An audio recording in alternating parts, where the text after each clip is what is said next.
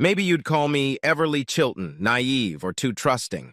Or, if you're being impolite, a sucker. I may have once been that way, but not anymore.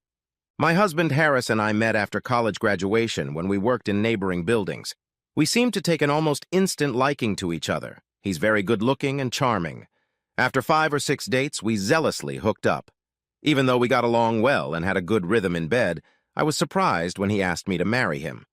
The reason I was surprised was because I had seen pictures of all his old girlfriends. He didn't hide them from me, and I didn't hide my past from him either, and they were all well endowed. Each had nice, soft curves and probably a DD cup or more. While I'm proud of my perky breasts, they barely fill a B cup. I also don't have nice, soft curves. As a result of weekly, intense exercise, I have an athletic body, but with a huge, muscular, round ass. Anyway, Harris and I got married, and my best friend Ashley Morton became my maid of honor. Ashley's husband Bill, who owns an event planning company, was kind enough to plan our wedding for cost only. Harris seemed to really like Bill, and not just because he inexpensively arranged our wedding. And Ashley, she probably liked him because she has an E-cup bust. Ha, ha. We became and remained great friends with Ashley and Bill, and together were part of a friendly group of 6 couples.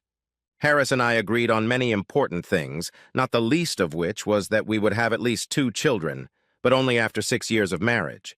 So I had a regular birth control shot every 3 months, which was important because our sex life never really stopped. A pleasurable 3 or more times a week, in fact, always with a very satisfying orgasm for each of us.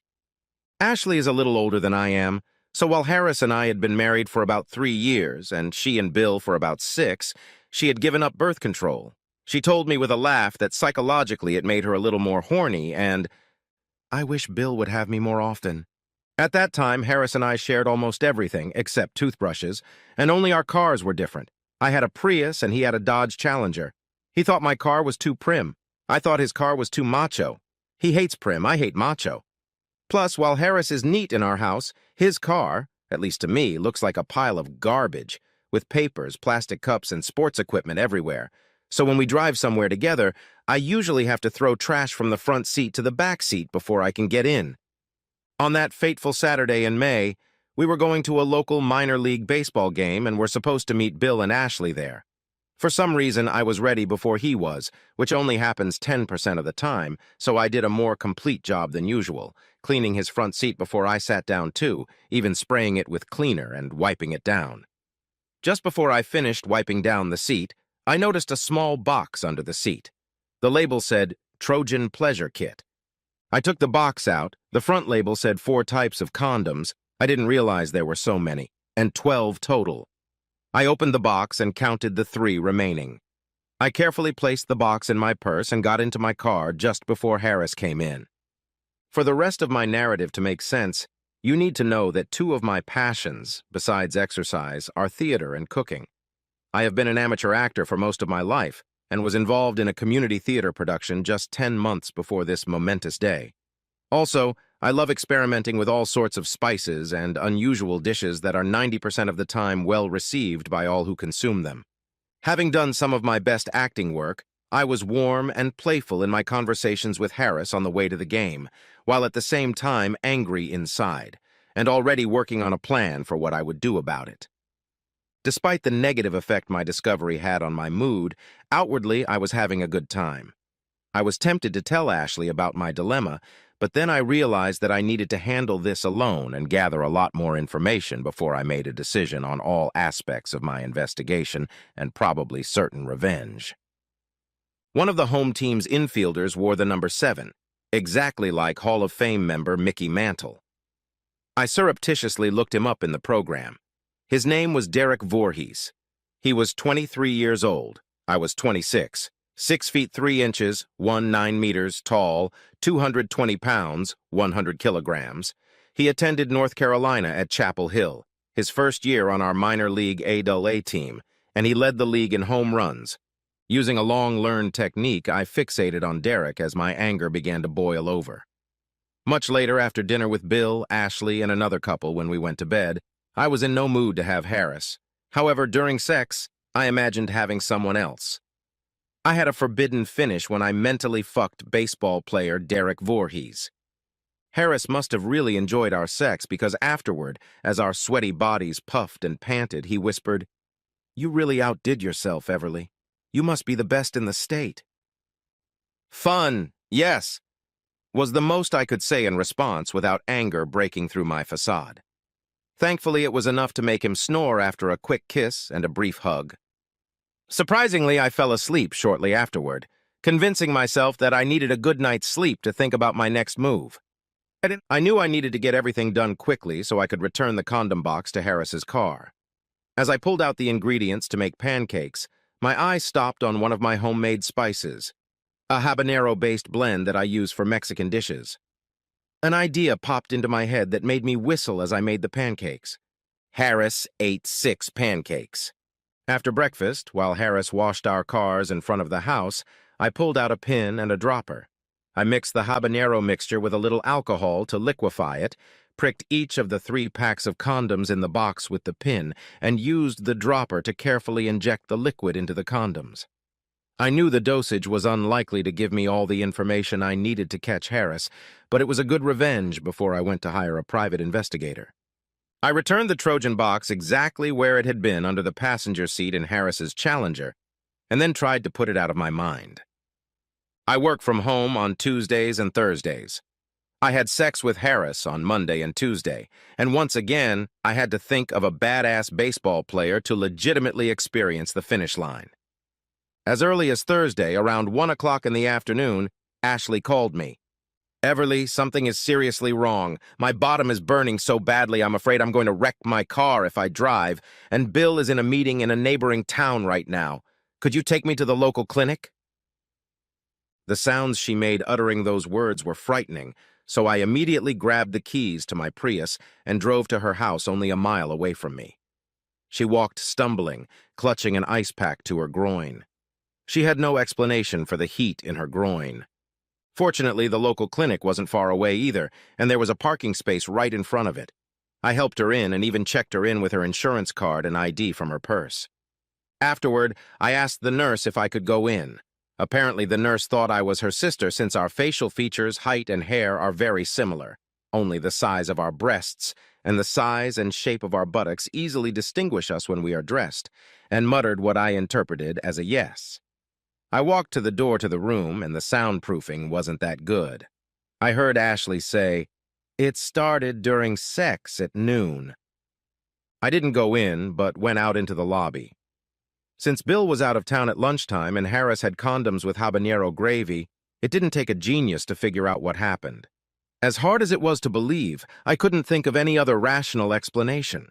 Fortunately, I had 20 minutes before Ashley came out, still crooked-legged, but with a much less contorted and sweaty face, so I regained my composure and relied on my acting skills. On the way home, I questioned Ashley briefly and delicately. "Did they tell you what it was?" They think it was allergic. A reaction to a new, skincare cream I was using on my thighs and crotch." It was a lie Ashley uttered, stammering. "How soon will you feel better?" I asked with an inward chuckle. Probably in 2 or 3 days. You won't have to make babies for a while," I grinned. Ashley didn't grin back. If there were any doubts, and there weren't, they disappeared when I looked at Harris's red-hot crotch while he was in the shower. He'd excused himself from sex when I'd pretended to try to initiate it that night. "I'm sorry, Everly, but for some reason I feel like shit tonight. Not nauseous, just shitty." "It's okay, sweetie, get better," I replied with obvious concern, laughing to myself. After Harris fell asleep, I went to the convenience store and bought 2 condoms, just like the ones he'd left in his box, and replaced them with new ones. I dumped the old condoms into a kitchen garbage bag and threw the baggie in the trash outside. The next step was to catch them red-handed. I met with a private investigator, but when I found out how much it cost, I wasn't sure I could hide that amount of money from Harris. However, what I could do was talk to Bill, but I had to do it right. The following Monday, I had to fake finish for the 2nd time in my life with Harris because I couldn't imagine having a guy playing baseball. I took Bill out to lunch on Tuesday. He was a little surprised, but happily agreed to meet. He was puzzled when I told him it had to do with a surprise for Ashley, so he wouldn't say anything to her. I met Bill at a secluded location. He commented with a laugh on the lack of charm there. "It's a business meeting, Bill," I replied seriously. "Oh, shit. What is it?" "Before I get started, I need a guarantee in writing from you," so I handed him a simple one-page document. It stipulated that in exchange for me giving him valuable confidential information, he would keep the information confidential for 45 days, unless I gave him permission to disclose it earlier. There was a stipulation of $25,000 in damages in the event of breach. Bill raised his eyebrows, looked intently into my eyes, and obviously concluded that the information was serious, and we both signed and dated the document. I told Bill what I had learned and that I needed his help in hiring a detective. He needed to be paid using his business account, and when it was done, I would pay him back half. Bill was just picking at his food in frustration. I had more time to adjust, and I ate everything on my plate. Although the place didn't have coziness, it had good food. After lunch, Bill and I went straight to the detective's office and signed the contract. We gave him written authorization to watch our houses, inside and out, and pictures of Ashley and Harris. Bill and I engineered fake trips out of town over the next week, me on Tuesday and Wednesday until Thursday morning, Bill on Wednesday and Thursday, so that there would be no suspicion that we were out of town at the same time. On the days of my fictitious absence, I worked in Bill's office and he worked in my business office, not my home office. We met with the detective the Saturday after our fake trips. Unfortunately, the news was as we expected. Ashley and Harris slept together 3 times between Wednesday evening and Thursday morning in the guest room at Bill's house, and it was recorded in bright color or infrared with clear audio. Harris did use a condom. The only good thing was that they didn't scold me or Bill. The question was, what to do about it? After talking to the private investigator, Bill and I headed to the park to discuss something. We had anticipated this, so we pondered it for a while. I spoke up. "Bill, regardless of what happens next, my friendship with Ashley is over and my marriage to Harris is over too. I won't interfere with whatever you decide to do, but I also want some revenge on both of them." "More than revenge with a habanero?" He grinned, though the situation wasn't funny at all.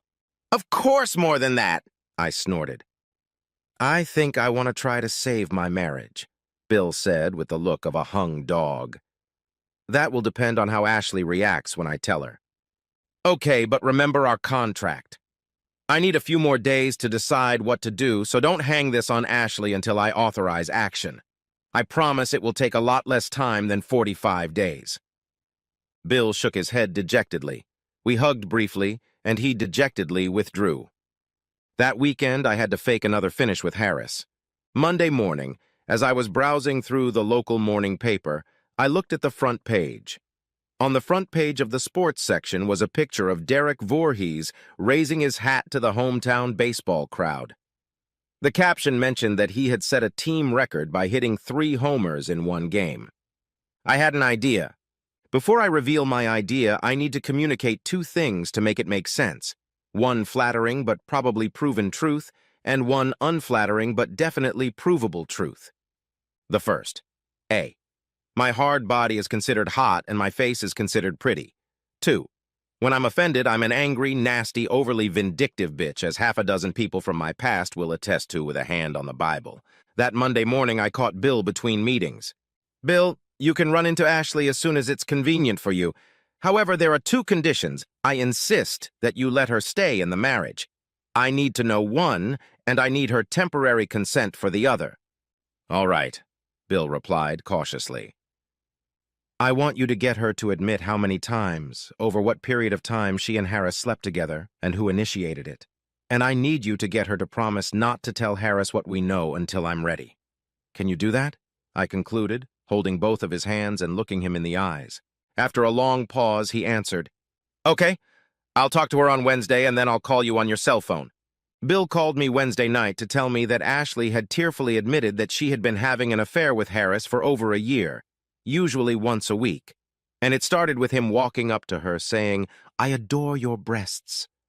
My head almost exploded. Now I was ready for revenge on scorched earth. I believed that Harris would want to save the marriage and that I could get him to do something that would rip his insides out. Of course, I had no intention of saving the marriage, but he didn't know that. If he wasn't interested in saving the marriage, then I would devise another win-win plan. I didn't wait. I threw the case, including a couple of compromising session photos recorded by our private investigator, in his face the following Wednesday night, screaming like a banshee. I called him all sorts of names, destroyed 2 of his memorabilia from his youth, and threw his pillow and related items out of our bedroom and into the guest room. I then closed and locked our bedroom door and installed a newly purchased door bar between the doorknob and the floor. I ignored the pleading at the door and actually slept a little, thinking about how delicious my revenge would be. Harris begged and crawled for the next 3 days.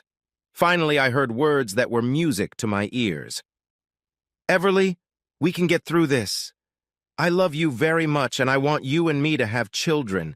Please don't file for divorce. I will do anything to stay married, everything." "Bullshit," I growled. "You say that, but you won't do it. I guarantee you're too damn weak and care too little for me to do the one simple task I need to do to give our marriage another chance." After that, I turned to walk away. He gently grabbed my hand. "Please, Everly, darling, I mean it," he pleaded, and there seemed to be real tears in his eyes. I stopped and stared at him. He kneeled down. "Okay," I giggled. "Get me a night with Derek Voorhees at the local luxury hotel." Then I turned and walked to the garage to get into my Prius. "You can't be serious. You mean baseball player?" "I could never do that. Even if I agreed to do it, I don't have a way to do it." Here are some of his lamentations. I stopped at the garage door, turned to him, and with venom dripping from my mouth, growled, "I told you that you're not just a fucking crook, you're also a liar. You said anything, and you lied. Fuck you. Tell me where you want your divorce papers served." Then I ran out at the sound of his faint cry. Wait. At this time, Ashley tried to contact me. After avoiding her for a week, I took her call. After she confessed how sorry she was, to which I replied that she was only sorry she got caught, bitch. She asked how I knew everything.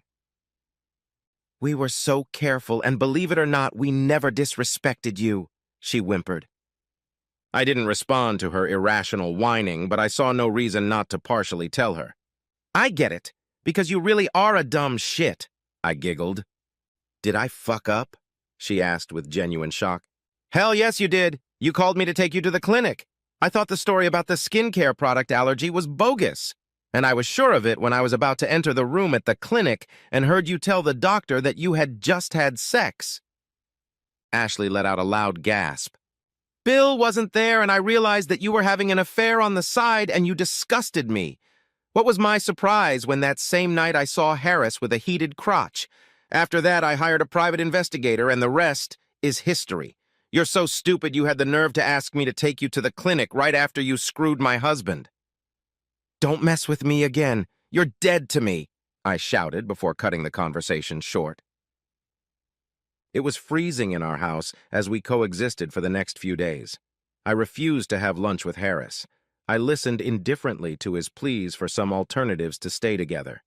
When Monday night came the following week, I showed him, but hadn't yet officially filed, the divorce papers, along with a draft of a lawsuit against Ashley for alienation of affection. Just for effect, a completely bogus lawsuit, not only because it's not a misdemeanor in our state, but also because Bill and I had an agreement that neither of us would pursue such a case. And asked where to serve him, he really couldn't stand it, and cried. I gave him no mercy. Finally, he regained his composure and muttered, "If I agree to your proposal, it will only be for one night with Voorhees, and you won't file for divorce." Of course, I lied. He'd been lying to me for over a year, so I had no reason to tell him the truth. For the next 10 days, I asked him once a day, "Have you made a deal yet?" "I swear I'm working on it, but it's complicated," was his typical response. Then one day he said, "You know what might help is if I showed him a nude picture of you." "Okay," I grinned, but not a digital photo, but a print in a locked, transparent case that would be returned to me once he looked at it. I prepared myself and found a clear case that would just provide a white color if you tried to photograph it. I asked Bill, not Harris, to take 2 nude pictures of me, front and back. I was pleased to see how Bill's eyes widened and sweat broke out on his forehead as he took the pictures, and how he couldn't utter a word as he looked at me while I slowly dressed. I don't know how Harris did it. Derek must like trim women. But 3 days after I gave Harris the pictures, sweating profusely and in a meek voice, he muttered, I got Derek to agree. He, free next Monday night. I'll get a room at the Four, Seasons. Are you really going to do that? What? I growled. You think you can have Ashley for a year and I won't go through with it? I'm looking forward to the best sex of my life, motherfucker, and don't ask me again if I'm going to go through with it. Just give me the key to the room and tell me when to meet him, after you sign this statement, I said, tossing the one-page contract my lawyer had drawn up on the kitchen table. The contract said that what I would do as agreed would have no effect if either of us ever filed for divorce. While I didn't really have much faith in Harris setting up my date, I liked to be prepared. So I searched the internet and found many articles about Derek during his time as a star on the North Carolina baseball team, including 2 that mentioned his college girlfriend. She had a distinctive name, and I was able to track her down and talk to her on the phone. The only reason he and her broke up was that she didn't want the life of a baseball player's wife, and it was clear that he wanted to play for at least another 15 years. Derek's college girlfriend told me 2 interesting things about him. 1, despite being a super stud, he is modest and insecure about his sexual prowess. 2, he has a phobia about contracting STDs, and so they both got tested every few months. Without STD test results, he always uses condoms, which I'm not comfortable with. Surprisingly, Monday morning, Harris delivered me a key card to room 1725 of the Four Seasons Hotel. Derek wants to meet you at 5 p.m. for dinner, he squeaked in a weak, mouse-like voice. Give me $140 for dinner, I replied. After Harris left, I took the rest of the day off and got a massage, pedicure, manicure, and facial. After the spa, I headed straight to the Four Seasons. Up close, Derek turned out to be even more handsome and muscular than I thought. As expected, he was no fool, a graduate of New York's Chapel Hill. What surprised me was that he was extremely charming and funny. Derek tried to ask about my arrangement with Harris, but I interrupted him. Holding his hand and looking into his sexy azure eyes, I said, "We're not going to talk about it, Derek. You can look at it like someone gave you an expensive call girl for the night that you can do whatever you want with, but without pain, and you don't even have to care if she's experiencing a finish or not." I said this to alleviate any performance pressure he might have had, as I had been warned by his ex-girlfriend. Then I continued, "Can you do it?" A smile wider than the Mississippi River appeared on his face. "I can do it," he grinned. "Besides, I want you to know that condoms aren't necessary. Here's a receipt from my doctor, dated last month, that I got my 3-month birth control shot, and a lab report from just 2 days ago that I'm STD-free. He smiled even wider but didn't say anything. Derek and I had a really nice conversation over dinner. I'm only 3 years older than him, so we weren't generationally different and had a lot to talk about. It felt like it was just a first date between people who wanted to be with each other. The only difference was my initiative. After a light dinner, we held hands and walked around the beautiful hotel grounds and adjacent park, where the kids played baseball and the youngsters played volleyball. After a leisurely 45-minute walk, we walked right back to the front door of the hotel. "It's time to get payback from your darling call girl," I whispered in his ear, and then gave him a quick kiss on the lips. Apparently that was the right thing to say. His smile grew even wider. When we got up to room 1725, I playfully pushed Derek onto the main couch, knelt down and pulled off his shoes and socks, lightly rubbing his bare skin with my fingers. Then I stood up, threw off my high-heeled shoes, grabbed his hands and lifted him to his feet. I slowly and erotically unbuttoned his shirt while making complimentary or carnal noises, tossed his shirt aside and held out my hands inviting him to undo the buttons of my blouse. His tank top and my bra followed, then his pants and my skirt. When my skirt fell down, I said, "Oh, I'm not wearing panties," and then quickly pulled down his boxers.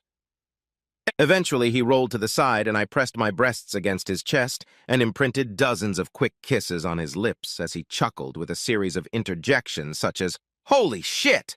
I'll never recover!" And what the hell did you do to me? Between kisses, I muttered, "You removed my spine. My whole body is tingling, and I actually passed out from sensory overload." After some bliss, Derek said, "We're both too sweaty. Let's take the covers off the bed, take a shower, and then get under the covers." "Sounds good to me," I smirked. We had a quieter but much longer finish this time, and once our euphoria wore off, we went right back to sleep. I almost never sleep past 6:30 in the morning. When my eyes finally opened the next morning, in the same position as during my dreamy middle-of-the-night sex, it was light in the room, and the clock next to me showed 8:37. I slipped out of bed, did my business, took a quick shower, and went back to bed. Derek was sitting on the bed with a shit-eating grin. When he got up to go to the bathroom, I pressed my naked body against him. "I'm not done with you yet," I growled. "Woe is me," he sighed. "Wake up, Rip Van Winkle," I giggled. "The hour of reckoning is 11 a.m., so get your ass out of bed." We both got out of bed and used the hotel-provided toothbrushes and mouthwash. "How about a quick shower?" Derek grinned. "Hell no." I gave him a quick kiss on the lips. Since we had no luggage to pack, we went down to the checkout at 11:01 and then went to the restaurant to have breakfast. We carried on a perfectly cheerful conversation, occasionally holding hands or touching feet with each other. When we both realized that the time was approaching 1 p.m., he insisted on paying. "Since you embarrassed me by paying for dinner." We got up to leave. As we left the hotel, we hugged each other. I looked him in the eyes and said, "Last night was supposed to be just for you, but it ended up being more for me. I'm sorry." Derek laughed heartily. "This must be some alternate universe where a fiery woman gives me the sex of my life and then apologizes. The vision of your body and face is burned into my ID card to stay forever." He grinned. We kissed each other quickly, and then he said, "So now you are going back to your husband as a faithful wife?" That's what I told him. I smiled. I answered his question indefinitely for 2 reasons. 1, I didn't want to lie to him and tell him I was going back to Harris because I was divorcing his ass. The second reason was that my time with Derek had been so delightful for both of us that I was afraid he would want to hook up again. I'd probably be too weak to resist, but I didn't want to cheat on Harris. Until the divorce was final, I wouldn't sleep with anyone else, except in this case with Harris's certified consent, because I didn't want to sink to Harris's level. We gave each other another passionate kiss, and then I pulled away, by necessity stepping more crookedly than I would have liked. While I'd had many wonderful experiences with Harris, none of them had been better than with Derek. I wasn't in love with Derek, though it probably wouldn't have taken me long to fall in love. I was very pleased to see Harris humiliated by my night with Derek. I shyly didn't go into detail, but smiled slyly. A fantastic revenge had been accomplished. Over the next 2 weeks, I screwed Harris out of mercy several times while I finalized negotiations for a new job in Washington, D.C., far from my current location. I also negotiated a warehouse and transportation company there and rented an apartment in Northern Virginia for a few months. Harris was surprised and truly pissed when I handed him the divorce papers 15 days after my night with Derek and told him that all communications would be through my attorney and that I was leaving town. This time, instead of begging, he ranted, calling me a liar and Jezebel. It had no effect on me, and I left for D.C. an hour after he was served. He should have been pleased that I filed on the grounds of irreconcilable differences, not adultery, and only asked for a 50-50 division of assets. I had already withdrawn my 50% liquid assets. The ink on my copy of the divorce decree had dried just a couple months ago when I was cleaning my rented apartment in Northern Virginia on Saturday. My new job was really working out, and I was planning to move to a nicer place sometime within the next month. I dated a few times after my divorce was final, but no one rang my bells, and they weren't interesting enough for even one night. Wearing old shorts, a worn t-shirt, and dirty slippers with my hair loose and no makeup, I was doing some belated cleaning in my apartment when the doorbell rang. Since I lived in a safe neighborhood, I opened the door without first looking through the peephole. If I had looked through the peephole, I probably wouldn't have opened it, considering how ugly I looked at that moment. "Derek!" I almost shrieked when I saw who rang my doorbell. "Hi, sexy Everly," He smirked. You look gorgeous. Poor boy must have lost his sight. I wondered if that meant he couldn't play baseball anymore. What? Why, what you, uh, doing here? I stammered. Let me in and I'll tell you, he smirked. I moved away so I wouldn't block the entrance, and he came in and hugged me tightly, and then we both sat down on the couch in the living room. The answer to the question has many parts, he began with a smirk that seemed to grow wider. The first part is that I was promoted to the major leagues and traded to the Washington Nationals after signing a 5-year contract. I have a new luxury condominium less than a mile away. The second reason is that I finally tracked you down. I had my agent look through the court records and found that you had filed for divorce, so I asked him to start looking for you. Fortunately, your name is fairly unique. I'd never known Everly before, even if married and maiden names aren't that unusual. So I found you about a week before I signed my contract. I recently got back from spring training, and tomorrow is my home opener day. I have an invitation that I hope you'll take advantage of. Why did you track me down? I muttered. Derek laughed. If you have to ask that, you must be the best actress in the world because I thought you liked it the first time we met as much as I did. Simply put, I want a relationship with you. I paused for a moment and then said, a relationship? Not a one-night stand like with a buddy? Yes, a relationship. I was attracted to your personality as much as your looks, and considering you gave me the best sex of my life, the last thing I want is another one-night stand. It would ruin me for all other women in the future, and probably ruin my career, as I would suffer too much for not being with you. I swallowed with difficulty. Do you really think I look as sexy as I do today, or was that just a careless comment to get in my panties? Are you really worried about how you look today? He hummed. Then, smirking, yet serious at the same time, he said, the answer to your question is yes, both. I think you look incredibly sexy just the way you are. I'm not quite sure how what happened next actually happened. I do know that shortly after that statement, I was lying naked on my back on my bed. By the end of the day, I knew what I wanted and that Derek was the Mr. Right for me. Things happened quickly after that. I met Derek's parents and sister the day his house opened, not surprisingly because my place was right next to theirs. We seemed to get along great. I moved into Derek's new house with him a week after opening day. After the season ended, we got married. Unlike his college girlfriend, I didn't mind the life of a major league player's wife because when he came home from trips, the sex was magical. Now he's signed his second, big, contract with the Nationals, and I'm pregnant with our second child. Once a week, I draft and then delete before sending an email to Harris and Ashley, thanking them for cheating and then laughing because their red-hot crotches are responsible for my red-hot love life.